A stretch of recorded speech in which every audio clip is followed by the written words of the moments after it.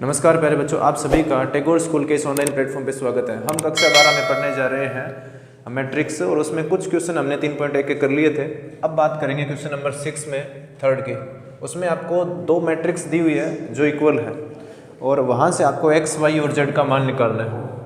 तो अगर मैं यहाँ लिखूँ, थर्ड क्वेश्चन में लिखा हुआ है एक्स प्लस वाई और प्लस जेड, फिर लिखा हुआ है एक्स प्लस जेड और वाई प्लस जेड, सामने लिखा हुआ है 9, 5 और 7। एक मैं बात बता दूं आप लोगों को कि यहाँ x plus Y plus Z ये एक ही अवयव है पूरा, और ये भी एक ही अवयव है और ये भी एक ही अवयव है। तो आप लोगों को पता है समान जो अवयव होते हैं, समान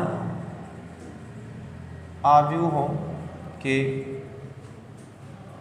संगत जो अवयव है, संगत अवयव बराबर होते हैं, संगत अवयव बराबर होते हैं। अगर संगत अवयव बराबर है तो x plus Y plus Z, अब इसके बराबर कौन होगा? इसके बराबर होगा 9। यह समीकरण नंबर 1 मान लेते हैं। इसी प्रकार अगर मैं लिखूं x प्लस जेड तो इसके बराबर कौन होगा? 5। यह समीकरण नंबर 2। और इसी प्रकार y प्लस जेड इसके बराबर क्या होगा? 7, समीकरण नंबर 3। ध्यान से देखो, अब यहाँ एक बार मैं फिर चेक कर लेता हूँ क्वेश्चन तो सही है ना? हाँ ठीक है। x plus Y plus Z का मान 9 है, तो बताइए इसमें x और z नहीं है क्या ऊपर वाले समीकरण में? तो मैं लिखूंगा समीकरण 1 व 2 से, 1 व 2 से, 1 व 2 से क्या करेंगे? x और z का जो योग है वो 5 है, तो यहाँ x और z का टोटल है उसकी जगह 5 लिखेंगे, तो बचेगा कौन? y। ध्यान से देख लो, x प्लस जेड है ना, इसका मान कितना है? 5, और प्लस में क्या लिखूंगा मैं? y बराबर कितना है? 9। तो y बराबर कितना आएगा? 9 माइनस 5, तो y बराबर आ जाएगा 4। तो एक आंसर तो आ गया हमारे पास। इसी प्रकार मैं लिखूंगा समीकरण, जो समीकरण 1 और 3 है, 1 व 3 से, तो समीकरण 1 और 3 से देखोगे तो y प्लस जेड का मान इसमें लिखेंगे, तो x तो मैं अपनी जगह लिख दूंगा x, y और z का टोटल कितना हमारे पास? 7 है, और बराबर कितना है? 9। तो यहाँ से x बराबर कितना आएगा? 2 आएगा। ये दूसरा आ गया। अब ध्यान से देखो, x का भी मान आ गया, y का भी आ गया, z का निकालना है। तो यहाँ हम लिखेंगे कि x तथा y का मान समीकरण 1 में रखने पर, समीकरण 1 में मान रखेंगे तो 1 में है क्या हमारे पास? x plus Y plus Z है, और बराबर कितना है? 9। तो y का और x का मान कितना है हमारे पास? 2 और 4 है, प्लस z बराबर 9।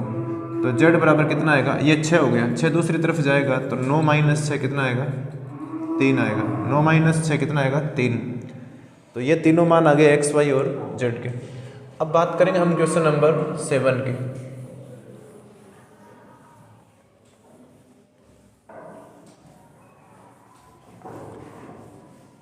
सिंपल था, दो अगर आपको मैट्रिक्स बराबर दिए होते हैं तो उनके जो संगत अवयव बराबर होते हैं। 7वां क्वेश्चन भी इसी प्रकार का है। इसमें यह लिख रखा है a माइनस बी, आगे लिख रखा है 2a प्लस सी, 2a माइनस बी और 3c प्लस डी। ये आपको एक मैट्रिक्स दी हुई है। इसके सामने भी एक मैट्रिक्स बराबर दी हुई है और वो है -1, 5 और 0 और 13। तो वही बात लिखेंगे हम दोबारा कि हमें पता है कि दो अगर मैट्रिक्स बराबर है तो उनके संगत अवयव क्या होंगे? बराबर। तो इस बार मैं वो थ्योरी ना लिखकर सीधा लिखूंगा। देखिए a minus B, a minus B किसके बराबर होगा? -1 के। और यहाँ 2a माइनस बी किसके बराबर होगा? 2a माइनस बी किसके बराबर होगा? 0 के। मान लीजिए पहले समीकरण है और यह समीकरण नंबर 2 है। पहले हम इन दोनों को हल करते हैं केवल, बाद में और देखेंगे। तो इन दोनों समीकरणों को हम घटाएंगे। समीकरण 1 में से 2 को घटाओ तो a माइनस बी बराबर -1 है, और यहाँ 2a माइनस बी बराबर 0 है। घटाएंगे तो चिन्ह बदल जाते हैं, घटाने पर चिन्ह बदलते हैं। तो ये -2 में से 1 को घटाएंगे तो a बचेगा, b से b कट गया और सामने कितना आएगा? -1, और ये a माइनस का बचेगा क्योंकि यहाँ माइनस का 2a है। तो a बराबर कितना आ गया? 1, माइनस से माइनस कट गया। ए का मान अगर समीकरण 1 में रखता हूँ मैं ए का मान समीकरण 1 में रखने पर, तो ए का मान है कितना, 1 माइनस बी, यहाँ 1 लिखा मैंने, माइनस बी बराबर कितना है, -1, तो माइनस बी बराबर -1, और ये एक दूसरी तरफ जाकर माइनस का हो गया, तो माइनस बी बराबर -2, माइनस से माइनस कट गया तो बी बराबर 2 आएगा, बी का भी मान आ गया। ध्यान से देखो, हमें यहाँ से सी और डी का भी मान निकालना है, तो 2 समीकरण और बनानी पड़ेगी। अगर मैं 2a प्लस सी लिखूँगा तो बताइए 2a प्लस सी ये किसके बराबर है, सॉरी ये दूसरा पद है, तो यहाँ दूसरा पद कितना है, दूसरा अवयव हमारा 5 है। a का मान हमारे पास है कितना, 1, वो इसमें रख दो, तो 2 गुणा 1 प्लस सी बराबर 5, तो c बराबर कितना आएगा 5, ये 2 दूसरी तरफ जाएगा तो माइनस का, तो c बराबर कितना आएगा 3। इसी प्रकार अगर मैं 3c प्लस डी लिखूँगा, 3c प्लस डी, और बराबर इसमें कितना है 13, तो c का मान हमारे पास है अभी आया 3 प्लस डी बराबर 13, तो d बराबर आएगा 3 3 9 को इस तरफ भेजेंगे तो 13 माइनस 9 कितना आ जाएगा 4, d का मान कितना आएगा 4। तो अब नेक्स्ट क्वेश्चन देखिए, 8वां जो क्वेश्चन है, भी सिंपल बात है, आप लोगों को अलजेब्रा में जो समीकरण होती है, रैखिक समीकरण है, वो हल करनी आनी चाहिए। अब क्वेश्चन नंबर 9 की बात करेंगे, उसमें देखते हैं क्या लिखा हुआ है। इसमें ये दे रखा है, 9वां क्वेश्चन है, लिखा हुआ है 3x प्लस 7 और y प्लस 1, यहाँ 5 लिख रखा है और यहाँ 2 माइनस 3x, और बराबर दिया हुआ है, बराबर नहीं है, बीच में कोमा है, बीच में कोमा लगाया हुआ है, और फिर है 0 8 और y माइनस 2 और 4, ये 2 मैट्रिक्स दे रखी है। ऊपर इसमें थ्योरी का जो पार्ट लिखा है वो मैं बोल देता हूँ, x तथा y के प्रदत्त किन मानों के लिए अवयवों के निम्नलिखित युग्म समान है। हमें ये बताना है x और y के किन मानों के लिए ये दोनों बराबर है। तो एक बार हम इनको बराबर करके करते हैं सवाल। मान लेते हैं कि बराबर है, अगर ये दोनों बराबर, मैंने लिख दिया माना, तो माना ये दोनों बराबर है, तो यहाँ से x का और y का जो मान आएगा वो हमारा ऑप्शन में मैच हो जाएगा। एक काम करते हैं भाई, दोनों अगर अवयव बराबर है तो इनके संगत अवयव, अब यहाँ ये अवयव और ये अवयव बराबर होगा, तो मैं लिखूँगा 3x प्लस 7 और बराबर कितना है 0। यहाँ से x का मान कितना आएगा, 7 को यहाँ भेजेंगे तो माइनस का, और 3 गुणा में तो भाग में, x का 1 तो मान ही आ गया।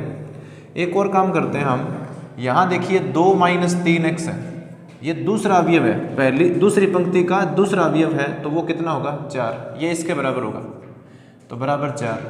यहाँ 3x को मैंने वहाँ भेजा तो 3x प्लस का हो गया, 4 को इस तरफ भेजा तो 4 माइनस का, तो यहाँ -2 बराबर 3x, तो x बराबर आएगा -2/3।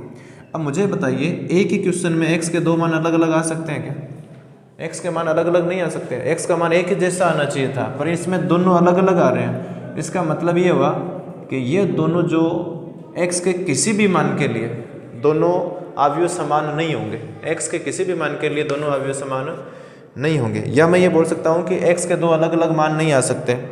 तो ये ऑप्शनल क्वेश्चन था, और इसमें एक ऑप्शन में दे रखा है ज्ञात करना संभव नहीं है। बी जो ऑप्शन है उसमें लिख रखा है ज्ञात करना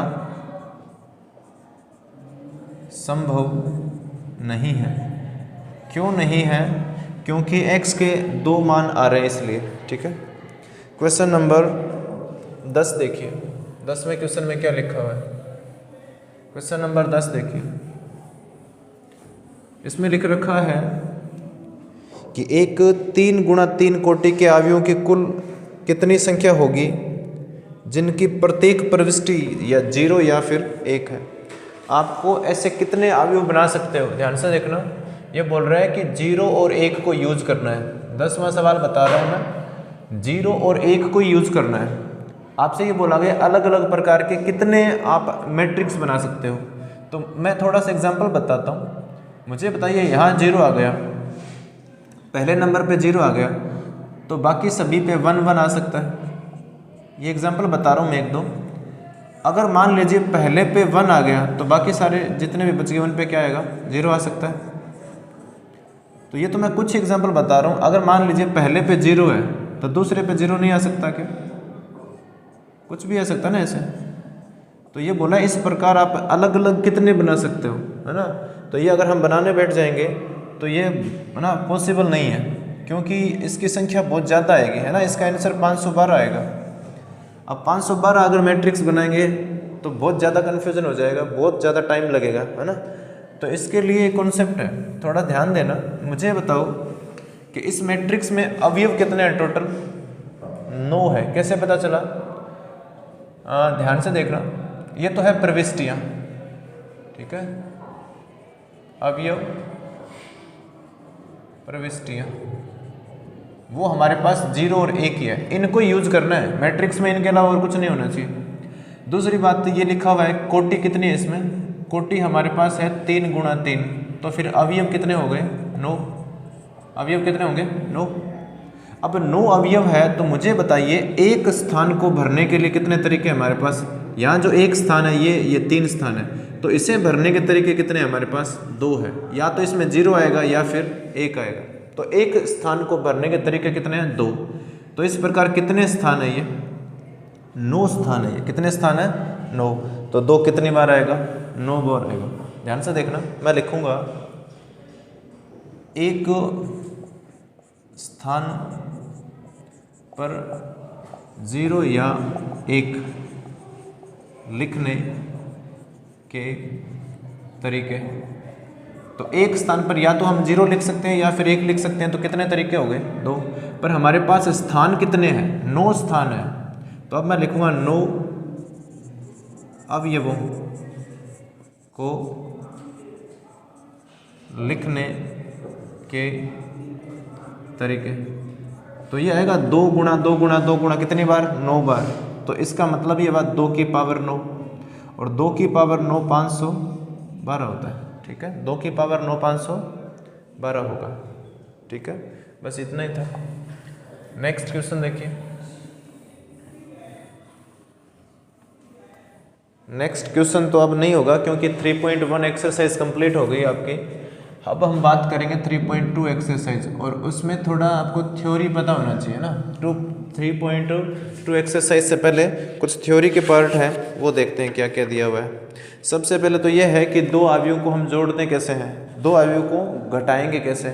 जैसे अगर आपके पास एक अवयव A है, एक मैट्रिक्स A है, इसमें A B C D ये 4 अवयव है, और दूसरी मैट्रिक्स B है और उसमें आपके पास E F G H इस प्रकार के कुछ अवयव है। अब आपसे ये बोला जाए कि इनको जोड़ना है या फिर इनको घटाना है, या तो इनको जोड़ना है या फिर इनको घटाना है। तो ध्यान से देखो, बहुत ज़्यादा सिंपल है ये। अगर आपको ये बोला गया है कि इनको जोड़ना है तो 2 मैट्रिक्स को जोड़ने के लिए उनके संगत अवयव जुड़ते हैं। ध्यान से देख लेना, A और यहाँ क्या है? B, यहाँ C और D है, दूसरे में E F और G और H है। जब जोड़ते हैं तो एक मैट्रिक्स ही आएगी और उस मैट्रिक्स में संगत अवयव जुड़ेंगे। जैसे A के साथ कौन जुड़ेगा? E, A के साथ E जुड़ेगा, B के साथ कौन जुड़ेगा? F, इसी प्रकार C के साथ कौन जुड़ेगा? G, और D के साथ जुड़ेगा H। जिस प्रकार आपने जोड़ा है उसी प्रकार हम घटा भी सकते हैं। ध्यान से देख लो मैंने क्या चेंज किया है। अगर आपको जोड़ना है तो इन सभी के बीच में प्लस का साइन आएगा, और अगर घटाना है तो इनके बीच में क्या आएगा? माइनस। तो ये तो हो गया 2 अवयवों का जोड़ या फिर घटाव। 2 अवयवों का जोड़ या फिर घटाव। तो सिंपल है, संगत अवयव जुड़ेंगे। जैसे A के साथ E जुड़ेगा, B के साथ F। तो फिर आगे देखते हैं इसमें आपके और क्या क्या कॉन्सेप्ट दिए हुए हैं। जोड़ दे रखा है, घटाव दे रखा है, एक अदिश गुणा भी सीखना है आपको ना। ध्यान से देखो, अगर आपको ये बोला गया है कि आपके पास एक मैट्रिक्स है वो इस प्रकार है 1 2 और 3 4, और ये बोला गया है कि इसका 5 गुणा लिखो, मतलब 5A लिखो।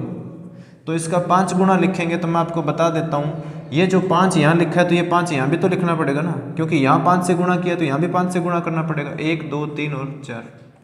जब एक मैट्रिक्स को अदिश संख्या से गुणा करना होता है तो उसके लिए आपको ये पता होना चाहिए ये प्रत्येक अवयव से गुणा होगा, ये 5 अंदर है ना, ये 5 1 से 5 गुना होगा, फिर 5 3 से भी गुना होगा, फिर 5 2 से गुना होगा और 5 4 से भी गुना होगा।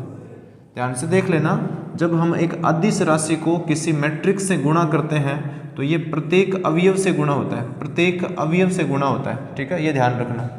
इसके अलावा और ध्यान दो, अगर मान लीजिए आपके पास एक मैट्रिक्स ए इस प्रकार है 2 7 5 3, चलिए मैं माइनस ले लेता हूँ, लेकिन आपको ये बोला गया है कि माइनस ए बनाओ।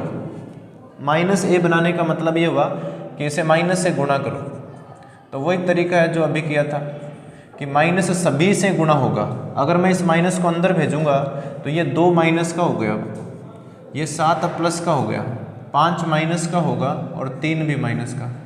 सिंपल बात है कि चाहे चिन्ह हो या कोई संख्या हो, या कोई संख्या हो, अगर वो अंदर जाती है तो वो केवल एक पंक्ति से या फिर एक स्तंभ से गुणा नहीं होगी, वो प्रत्येक अवयव से गुणा होगा, चाहे तो वो साइन हो या फिर वो कोई संख्या हो। और इस प्रकार ध्यान देना। तो एक और बताता हूँ, मान लीजिए ए हमारे पास इस प्रकार है 2 4 और 6 8, लेकिन मुझे a बटा 2 चाहिए, मुझे a बटा 2 चाहिए, तो आप यहाँ 2 का भाग कर रहे हो तो वो 2 का भाग प्रत्येक अवयव में होगा। 2 का भाग 2 में करने पे कितना आएगा 1, 2 का भाग 4 में करेंगे तो 2 आएगा, 2 का भाग यहाँ करेंगे तो कितना आएगा 3, और 2 का भाग 8 में करने पर 4।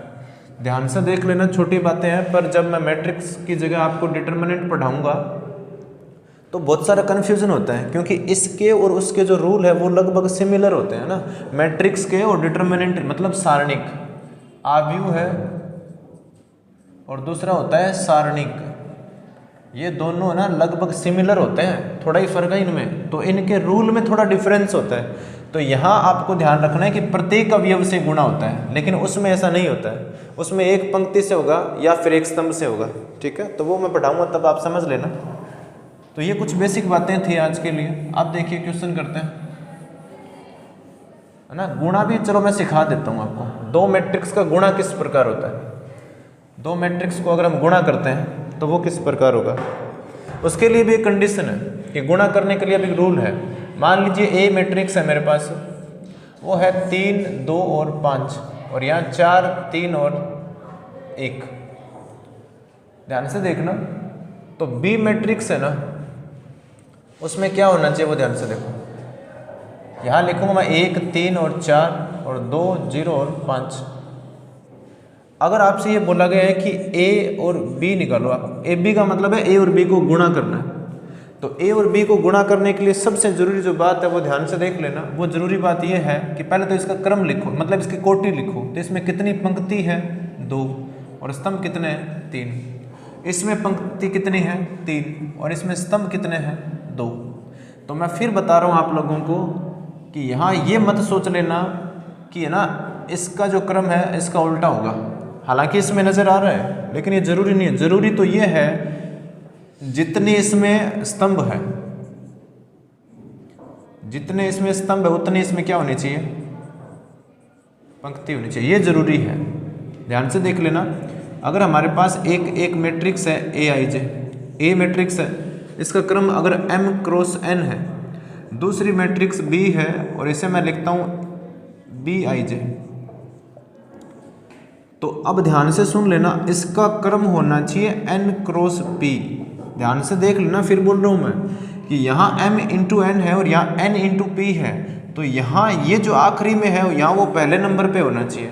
सिंपल बात है, यहाँ जो स्तंभ है वो यहाँ क्या होना चाहिए, पंक्ति होना चाहिए। तो अपने क्वेश्चन में ये सही है क्या, है। सबसे पहले जरूरी बात यही है बस, है ना। और दूसरी बात और बता दूं कि ए बी जो मैट्रिक्स आएगी, ए बी जो मैट्रिक्स आएगी उस मैट्रिक्स में यहाँ जो क्रम होगा ना वो इसकी तो हम लेंगे पंक्ति और यहाँ से लेंगे स्तंभ, तो m और p आएगा, है ना। ध्यान से सुन लो, 2 मैट्रिक्स का क्रम m n और दूसरी का अगर n और p है तो ये तो सेम होने चाहिए, और नई जो मैट्रिक्स बनेगी उसका जो कोटि है वो होगा m गुणा p, m गुणा p। तो अगर इस रूल के आधार से हम अपने क्वेश्चन में देखें तो देखिए 3 और 3 सेम है, पहली बात। दूसरी बात ये कि हमारा जो उत्तर आएगा, हल जो होगा उसमें जो क्रम है वो 2 गुणा 2 होगा, 2 गुणा 2 होगा। तो अब ये क्वेश्चन मैं आपको करके दिखाता हूँ ना, करते कैसे हैं। तो ध्यान से देखना, सबसे पहले ज़रूरी बात तो ये है कि दो मैट्रिक्स का गुणा करने के लिए पहली मैट्रिक्स में जितने, ध्यान से सुन लेना, पहली मैट्रिक्स में जितने स्तंभ होते हैं उतने दूसरी मैट्रिक्स में पंक्ति होने चाहिए। इसमें देखिए कितने स्तंभ है, इसमें स्तंभ है 3, तो इसमें पंक्ति कितनी होनी चाहिए 3। इसमें स्तंभ 3 हो सकते हैं, चलिए मैं करता हूँ, 3 बना सकते हैं। इसमें हम स्तंभ 3 बना सकते हैं, कोई फर्क नहीं पड़ेगा। इसमें स्तंभ अगर मैं 3 बनाऊंगा तो यहाँ मुझे एक लाइन और बनानी पड़ेगी, 1 2 और 3, और क्रम थोड़ा आगे लिख देता हूँ। तो पंक्ति तो 3 है पर स्तंभ भी 3 हो गए। तो ध्यान से सुन लेना, ये दोनों सेम होने चाहिए बस, इसके अलावा बाकी कुछ भी हो सकता है। इनका गुणा करने का तरीका क्या है, तो ए बी बराबर, ध्यान से देखना गुणा करने का तरीका, गुणा अगर आप एक बार सीख गए ना फिर गलत नहीं होगा, पर ध्यान से सीख लेना गुणा कैसे करते हैं। यहां मैं बता देता हूं, आपको यहां से पंक्ति लेनी है, एक पंक्ति लेनी है यहां से पहले। इस पंक्ति का गुणा आपको पहले इस स्तंभ से करना है। ध्यान से देखो, यहां से एक पंक्ति लेनी है आपको और यहां गुणा करना आपको स्तंभ से और यहां लिखना है। तो जो मैंने बोला वो मैं करता हूं। पहले 3 का गुणा करूंगा मैं 1 से, तो कितना आएगा 3। फिर 2 का गुणा होगा इस 3 से, तो कितना आएगा 6, प्लस 5 का गुणा करेंगे 4 से, तो कितना आएगा 20। इतना आपको आई होप समझ आ गया होगा। 3, 2 और 5 पहली पंक्ति के अवयव हैं और इनको आपको पहले स्तंभ से गुणा करना है, कर दिया। अब बताइए पहली पंक्ति का गुणा दूसरे स्तंभ से किया है क्या आपने, दूसरे स्तंभ से नहीं किया, तो अब दूसरे स्तंभ से करना है। समझ आ रहा है, ध्यान से देख लेना, ये पहली पंक्ति का गुणा पहले स्तंभ से, फिर पहली पंक्ति का गुणा दूसरे स्तंभ से, फिर पहली पंक्ति का गुणा तीसरे स्तंभ से। तो अब देखो मैं क्या लिखूंगा, 3 का गुणा अब होगा 2 से, तो 3 दूना 6, 2 का गुणा होगा 0 से, तो कितना आएगा 0, 5 का गुणा होगा 5 से, तो कितना आएगा 25। फिर इसी पंक्ति का गुणा तीसरे स्तंभ से करेंगे यहाँ, तो 3 का गुणा 1 से करेंगे तो 3 आएगा, फिर 2 का गुणा 2 से करेंगे तो 4 आएगा, और फिर 5 का गुणा 3 से करेंगे तो 15 आएगा। अब ध्यान से देखो, अब पहली पंक्ति सभी स्तंभों से गुणा हो गई, पहली रो सभी कॉलम से गुणा हो गई, मल्टीप्लाई कर दिया। अब दूसरी पंक्ति लेंगे हम और वही काम रिपीट करना है, ठीक है। दूसरी पंक्ति को हम पहले स्तंभ से करेंगे, तो 4 को 1 से गुणा करने पर 4 आएगा, 3 का गुणा 3 से करेंगे तो 9 आएगा, और 1 का गुणा 4 से करेंगे तो 4, फिर 4 का गुणा 2 से करेंगे तो 8, फिर 3 का गुणा 0 से तो 0 आएगा, 1 का गुणा 5 से करेंगे तो 5 आएगा, फिर 4 को 1 से गुणा करूंगा मैं तो 4 आएगा, 3 को 2 से गुणा करने पर 6 आ रहेगा, और 1 से गुणा करेंगे 3 को तो फिर कितना आएगा 3। ध्यान से देखना, यहाँ 26 और 3 कितना हो गया 29, तो 29 मैंने यहाँ लिखा। 25 और 6 कितना हो गया 31, और यहाँ ये कितना हो गया 7 और 15 22, 9 और 4 13 और 4 17 होता है, 8 और 5 13 होता है, और 10 और 3 13 होता है। अब मुझे बताओ कि इसका जो क्रम है, इसका जो कोटि है वो कितना है, इसमें पंक्ति कितनी है 2 और स्तंभ कितने हैं 3, और ये मैंने बोला भी था कि ये दोनों सेम होने चाहिए, और जो बाकी यहाँ बच गए 2 और 3 वो देखो आ गए 2 और 3, इसका जो क्रम है या कोटि बोलते हैं हम इसको, वो आ गया 2 गुणा 3। अब ये तो चलो मैंने ना थोड़ा बड़ा लिया जानबूझ के, एक बार फिर मैं एक छोटा और करवाता हूँ। छोटा कैसे, ए मैंने एक मैट्रिक्स माना, यहाँ लिखा 1 2 0 और 5, और एक बी मैट्रिक्स लिखता हूँ मैं, और वो लिखा मैंने 3 4 5 और 3। अब इनका गुणा करना है, तो पहले तो आपको रूल देखना है। रूल ये है कि इसका क्रम है 2 गुणा 2 और इसका क्रम है 2 गुणा 2। हमें बस इनसे मतलब है, ये दोनों एक जैसे हैं क्या, यहाँ जो स्तंभ है वहाँ पंक्ति है क्या, है, तो इनका गुणा हो जाएगा। अब ए बी को गुणा करेंगे तो देखिए पहली पंक्ति को लेंगे हम, तो 1 का गुणा 3 से करेंगे, कितना आएगा 3, फिर 2 का गुणा नीचे 5 से होगा। मैं फिर बता रहा हूँ, पंक्ति का गुणा पंक्ति से नहीं होगा, यहाँ पंक्ति का गुणा स्तंभ से होगा, तो 2 का गुणा कहाँ होगा 5 से, तो कितना आएगा 10। अब देखिए 1 का गुणा 4 से होगा। मैं फिर बता रहा हूँ, एक पंक्ति का एक स्तंभ से गुणा हो गया, फिर आप लोग ये करोगे कि दूसरी पंक्ति का पहले स्तंभ से, इस प्रकार नहीं करना है, पहले एक पंक्ति सभी स्तंभों से गुणा होगी। तो यहाँ मैंने पहली पंक्ति को यहाँ तो गुणा कर दिया, फिर दूसरे से करते हैं, तो 4 को 1 से गुणा करने पर 4 आएगा, और 2 को 3 से गुणा करने पर 6 आएगा। फिर देखिए दूसरी अगर मैं पंक्ति की बात करूं तो 0 को 3 से गुणा करने पर 0 आएगा और 5 को 5 से गुणा करने पर 25 आएगा। फिर 0 को 4 से गुणा करने पर 0 आएगा और 5 को 3 से गुणा करने पर 15 आएगा। इनको हल कर दो तो ये 13 हो गया, ये 10 हो गया, ये 25 है और ये 15 है। अब इसका क्रम देखिए 2 गुणा 2 है, तो ये आना ही था क्योंकि यहाँ पर 2 है और इसमें भी 2, तो ये था 2 मैट्रिक्स का गुणनफल। ठीक है, ये 2 मैट्रिक्स का गुणनफल था। तो आज के लेक्चर में हम इतनी बातें करेंगे। 13.2 एक्सरसाइज की जो क्वेश्चन है, क्वेश्चन नंबर फर्स्ट, ये हम पढ़ेंगे नेक्स्ट क्लास में, नेक्स्ट लेक्चर में पढ़ेंगे। तो तब तक के लिए आप देखते रहिए RNTS कोर्स।